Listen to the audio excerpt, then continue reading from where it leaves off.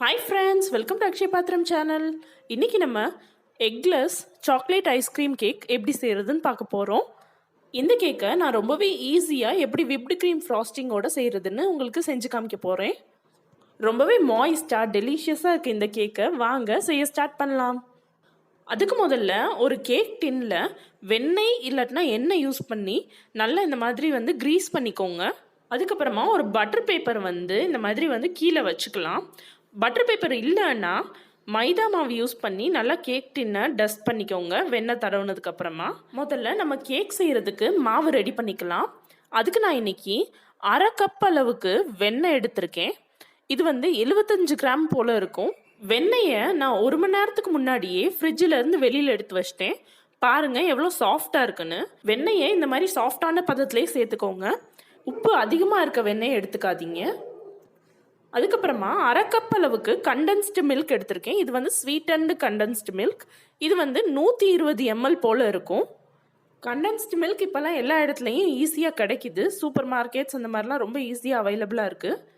அது கூட 1/4 கப் அளவுக்கு சர்க்கரை சேர்த்துக்கலாம். இது 75 கிராம் போல் இருக்கும். உங்களுக்கு கூட இனிப்பு வேணும்னா 100 கிராம் அளவுக்கு சர்க்கரை சேர்த்துக்கலாம். அது கூட 1/4 கப் அளவுக்கு கோகோ பவுடர் எடுத்திருக்கேன். கோகோ பவுடர் கப்பில் எடுக்கும்போது ரொம்ப அழுத்தி எடுக்காதீங்க, லூஸாக எடுங்க. கோகோ பவுடர் ரொம்ப லைட்டானது, அதனால 1/4 கப் கோகோ பவுடர் எடுத்திங்கன்னா 20 கிராம் தான் இருக்கும். அது கூட 1/2 கப் அளவுக்கு சுடு தண்ணி எடுத்திருக்கேன். கை வச்சா பொறுக்கிற அளவுக்கு சூட்டில் எடுத்துக்கோங்க. ரொம்ப சூடாகவும் வேணாம், ரொம்ப கம்மியான சூட்லேயும் வேணாம். இப்போ இந்த பொருட்கள்லாம் நம்ம ஜூஸர் ஜாரில் சேர்த்ததுக்கப்புறமா 2 நிமிஷம் போல் இதை நல்லா பிளெண்ட் பண்ணிக்கலாம். ஹேண்ட் விஸ்கர் வச்சு பீட் பண்ணுறது காட்டிலும் இந்த மாதிரி மிக்சர் ஜாரில் நம்ம பிளெண்ட் பண்ணுறதுனால கேக் இன்னும் நல்லா ஃப்ளஃபியாக வரும். இப்போ 2 நிமிஷம் கழித்து நல்லா பீட் பண்ணியாச்சு. இது தனியாக இருக்கட்டும். இப்போ நம்மளோட ட்ரை இன்க்ரீடியன்ஸ்லாம் நம்ம ரெடி பண்ணிக்கலாம். அதுக்கு நான் இன்றைக்கி 1 கப் அளவுக்கு மைதா எடுத்திருக்கேன். மைதா மாவுக்கு பதிலாக நீங்கள் கோதுமை மாவு கூட எடுத்துக்கலாம்.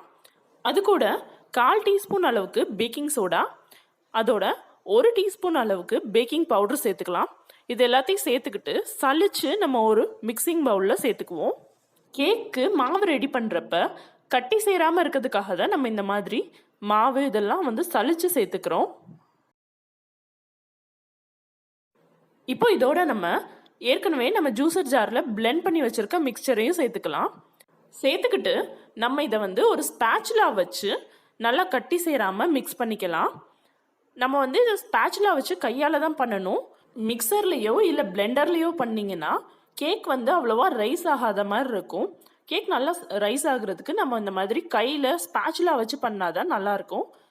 இந்த மாதிரி ஸ்பேச்சுலா வச்சு பண்ணும்போது ஒரே மாதிரியே பண்ணணும். அங்கே எவ்வளோ ஸ்மூத்தான பேட்டரை ரெடி ஆயிடுச்சுன்னு. நம்ம கேக் பேட்டர் சூப்பராக ரெடி ஆயிடுச்சு. இப்போ நம்ம ஏற்கனவே க்ரீஸ் பண்ணி வச்சுருக்க கேக் டின்னுக்கு இதை ட்ரான்ஸ்ஃபர் பண்ணிக்கலாம். கேக் டின்க்கு ட்ரான்ஸ்ஃபர் பண்ணதுக்கப்புறமா எந்த விதமான ஏர் கேப்பும் இல்லாமல் இதை நல்லா ஈவனாக ஸ்ப்ரெட் பண்ணி விட்டுக்கோங்க. ஸ்பேச்சுலா வச்சு ஸ்ப்ரெட் பண்ணி விட்டுட்டு லைட்டாக இந்த மாதிரி டேப் பண்ணிக்கிட்டிங்கன்னா கேக் பேட்டர் நல்லா ஈவனாகிடும். இப்போ நம்ம இதை குக்கரில் பேக் பண்ணி எடுக்க போகிறோம். குக்கரில் ஒரு சின்ன ரிங் மாதிரி ஒரு வளையம் மாதிரி வச்சுக்கோங்க. 5 நிமிஷத்துக்கு நான் ப்ரீஹீட் பண்ணியிருக்கேன். ஓரங்களில் கொஞ்சம் கேப் இருக்க மாதிரி வச்சுக்கோங்க. குக்கரோட ஓரங்களில் கேக் டின் தொடாத மாதிரி பார்த்துக்கோங்க. குக்கரோட மூடியில் வெயிட்டும் கேஸ்கட்டும் இருக்கக்கூடாது. குக்கரை மூடிட்டு லோ ஃப்ளேமில் வச்சுக்கோங்க. 30லேருந்து 40 நிமிஷம் போல் ஆகும். இப்போ நம்ம சிம்பிளாக சாக்லேட் சாஸ் ரெடி பண்ணிக்கலாம். 1 டேபிள் ஸ்பூன் அளவுக்கு கண்டென்ஸ்டு மில்க் சேர்த்துருக்கேன். 1 டீஸ்பூன் அளவுக்கு கோகோ பவுடர் சேர்த்துருக்கேன். அதோட 1/2 டீஸ்பூன் அளவுக்கு சாஃப்டான வெண்ணெய் சேர்த்துருக்கேன். நல்லா பீட் பண்ணிக்கோங்க. 1 நிமிஷம் போல் நல்லா பீட் பண்ணிவிட்டு 1 டேபிள் ஸ்பூன் அளவுக்கு சுடு தண்ணி சேர்த்துக்கிட்டு நல்லா சாஸ் மாதிரி ஸ்மூத்தாக வர்ற அளவுக்கு பீட் பண்ணிக்கிட்டே இருங்க. பாருங்கள் எவ்வளோ ஸ்மூத் ஆயிடுச்சுன்னு. நல்லா சாஸ் மாதிரி ரெடி ஆயிடுச்சு. பாருங்கள் எவ்வளோ ஈஸியாக ரெடி ஆயிடுச்சுன்னு. இதை 10 நிமிஷத்துக்கு ஃப்ரிட்ஜில் வச்சிடலாம். இப்போ நம்ம கேக் மாவை குக்கரில் வச்சு 30 நிமிஷம் ஆயிடுச்சு. பார்க்குறதுக்கு ரெடி ஆயிருக்க மாதிரி தான் இருக்குது. பாருங்கள் டூத் பிக் வச்சும் செக் பண்ணி பார்த்தாச்சு. சூப்பராக ரெடி ஆயிடுச்சு. பாருங்கள் டூத் பிக்கில் ஒட்டாமல் வருது. இப்போ நம்ம இதை கொஞ்ச நேரம் நல்லா ஆற விட்டுறலாம்.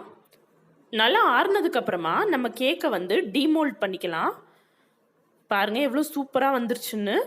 நம்ம பார்ச்மெண்ட் பேப்பர் வச்சதுனால மேலே உள்ள லேயர் நல்லா சாஃப்டாக இருக்குது. ஒரே மாதிரி ஸ்மூத்தான லேயர் கிடச்சிருக்கு. எவ்வளோ சாஃப்டாக ஸ்பாஞ்சியாக இருக்குது பாருங்கள். இப்போது இந்த கேக்கு தேவையான விப்டு க்ரீம் ரெடி பண்ணிக்கலாம். அதுக்கு நான் பேக்கர்ஸ் விப்போட விப்பிங் க்ரீம் பவுடர் யூஸ் பண்ணியிருக்கேன். உங்களுக்கு விப்பிங் க்ரீமாகவே கிடச்சிச்சின்னா நீங்கள் அதையே யூஸ் பண்ணிக்கலாம். விப்பிங் க்ரீம் கிடைக்காதவங்க இந்த மாதிரி விப்பிங் க்ரீம் பவுடர் யூஸ் பண்ணிக்கலாம். இது வந்து ஆன்லைன்ஸில் இல்லை வந்து சூப்பர் மார்க்கெட்ஸ் அந்த மாதிரிலாம் அவைலபிளாக இருக்குது. நான் ஏற்கனவே நம்ம சேனலில் எலக்ட்ரிக் பீட்டர் இல்லாமல் கையிலேயே இப்படி ஹேண்ட் விஸ்கர் வச்சு எப்படி பர்ஃபெக்டான விப்டு க்ரீம் செய்கிறதுன்றத ஒரு ரெசிபியாக போட்டிருக்கேன். அதோட லிங்க்கை நீங்கள் மேலே உள்ள சஜஷனில் பார்க்கலாம். அதே மாதிரியே டிஸ்கிரிப்ஷன் பாக்ஸ்லையும் பார்க்கலாம். இப்போ நம்ம இந்த விப்டு க்ரீமை ஒரு பைப்பிங் பேக்கு ட்ரான்ஸ்ஃபர் பண்ணிக்கலாம். உங்களுக்கு பிடிச்ச மாதிரி டிசைனில் நாசில் போட்டுக்கோங்க. இப்போ நம்ம கேக்கில் கொஞ்சம் போல் சுகர் சிரப் சேர்த்துக்கலாம். 2 டேபிள் ஸ்பூன் அளவுக்கு சர்க்கரையை கொஞ்சம் போல் சுடு தண்ணியில் கரைச்சி வச்சுருக்கேன். இப்போது சுகர் சிரப் சேர்த்துக்கிட்டதுக்கு அப்புறமா நம்ம ஏற்கனவே ரெடி பண்ணி வச்சுருக்க விப்டு க்ரீமை ஃபஸ்ட்டு கேக்கில் நல்லா ஸ்மூத்தாக அப்ளை பண்ணிக்கலாம். இந்த மாதிரி நீங்கள் விப்டு க்ரீம் அப்ளை பண்ணும்போது விப்டு க்ரீம் நல்லா சில்டாக இருக்கணும். அதே மாதிரியே கேக் சூடாக இருக்கக்கூடாது. கேக் சூடாக இருக்கும்போது விப்டு க்ரீம் அப்ளை பண்ணிடக்கூடாது. அப்படி பண்ணிங்கன்னா க்ரீம் கொல கொலன்னு ஆயிரும். ஒரு மாதிரி அதோட டெக்ஸ்சரே அது இழந்துரும். இப்போ நம்ம ரெடி பண்ணி வச்சுருக்க சாக்லேட் சாஸை இந்த மாதிரி சைடில் நம்ம ஊற்றிக்கலாம். இப்போ நம்ம ஏற்கனவே பைப்பிங் பேக்கில் ஃபில் பண்ணி வச்சுருக்க விப்டு க்ரீமை வச்சு டெக்கரேட் பண்ணிக்கலாம்.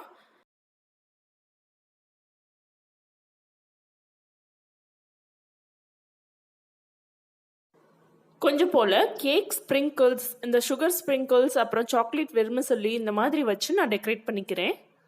அவ்வளோதாங்க, நம்மளோட எக்லெஸ் சாக்லேட் ஐஸ்கிரீம் கேக் சூப்பராக ரெடி ஆயிடுச்சு.